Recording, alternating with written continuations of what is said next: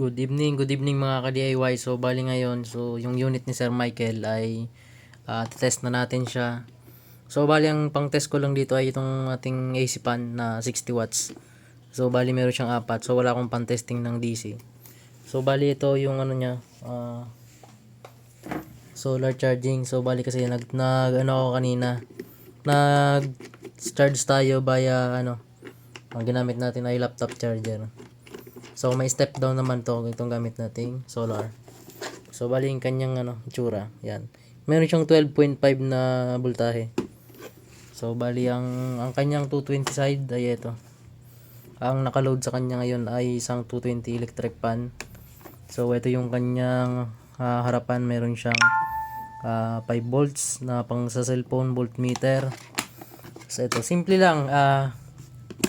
Ang kanyang harapan ay merong igilay na dalawa. Tapos ang loob niya naman ay PM lang sa gustong mag-avail ng ganito. So murang-mura lang ito sa atin. So bali ito ang kanyang laman. Kumpleto siya ng fuse protection. Yan ang simpleng wiring lang natin diyan. So bali yan yung load niya. So meron siyang relay. Tapos so LBD syempre at ang ating MSW na subok na inverter na pwede sa electric fan kahit dalawa man lang. At meron siyang exhaust pa na built-in. So yun. So yan. At yung kinat ko lang yung wire niya dito sa inverter para i-mount natin ng maayos. Tapos ito yung ating wiring. So yun. Napakasimple lang po. So ang kanyang battery ay prismatic type.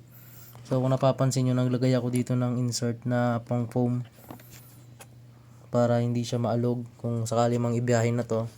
So tatest, ipapower on na natin. So bali ito yung kanyang power on. Ito. Pag pinower on ko yan, automatic yung relay niya doon sa LBD at doon sa relay mag-click. So ayun. Kung mapapansin nyo, pag click ko yung yung LBD niya, yung tawag dito, cut off voltage yan. So yun. Automatic on ng ating relay. So tetestingin naman natin. Ito yung on ng inverter natin. So ayan. So yun. So medyo may konting humming pero solid naman yan. Yan ang naka number 1, number 2 at number 3. So bali yun. So tetestingin natin siya kung anong oras siya mag-shutdown. So bali siya nang gagamitin natin ngayon, yun ang naka-load sa kanya.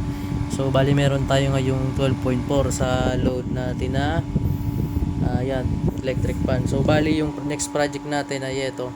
Kung napapansin nyo, sobrang sikip na dito sa aking kwarto. So yun yung ating next project. So waiting pa sa ibang parts. Ayan.